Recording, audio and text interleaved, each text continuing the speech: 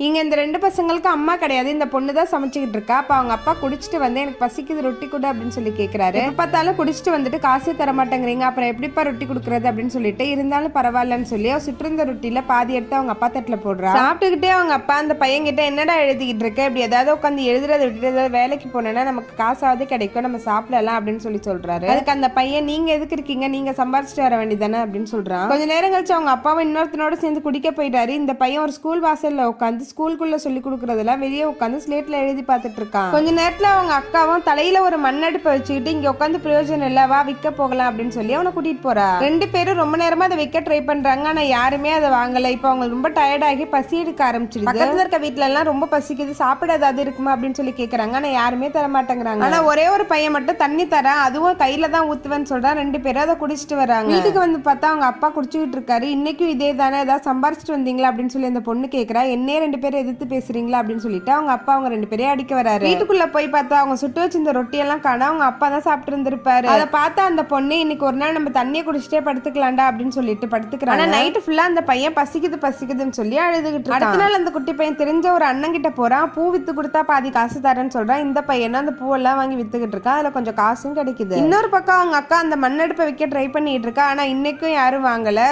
பசி தாங்க முடியாம டயர்ட் ஆகி ஒரு இடத்துல உட்காந்துகிட்டு இருக்கா. தூரத்துல ஒரு ஓலக்கொட்டாயில சாப்பாடு கட்டி வச்சிருக்காங்க. இவ அதை போய் எடுக்கிறா. அதை பார்த்துட்டு எல்லாரும் துரத்துறாங்க. இவ அந்த சாப்பாடை தூக்கிட்டு வேகமா வீட்டுக்கு ஓடி வர. வீட்டுக்கு ஓடி வந்தா வீட்டு வாசல்ல அவங்க அப்பா குடிச்சிட்டு விழுந்து கிடக்குறாரு. இவ வேகமா ஓடி வந்தவ தடுக்கி கீழே விழுறா. கையில வச்சிருந்த ரொட்டியை கீழே மண்ணில் விழுந்துருது. அப்ப அந்த சின்ன பையன் வெளியே வந்தவன் வெளியே 2 பேரும் விழுந்து கிடக்கிறத பார்த்துட்டு அவன் கையில வச்சிருந்த காசையும் பாக்குறான். அவங்க அக்கா பசியால திருடி ஆயிட்டா, அவங்க அப்பா குடிகாரனவே ஆயிட்டா. இவன் படிச்சாதான் மேல வர முடியும் அப்படின்றத புரிஞ்சுக்கிறான். வறுமையை வெல்ல ஒரே ஆயுதம் படிப்பு மட்டும்தான். இதை நீங்க அக்செப்ட் பண்ணீங்கன்னா கமெண்ட்ல ஒரு ஹார்ட்டின் போட்டு போங்க. வீடியோ பிடிச்சிருந்தா லைக் பண்ணுங்க.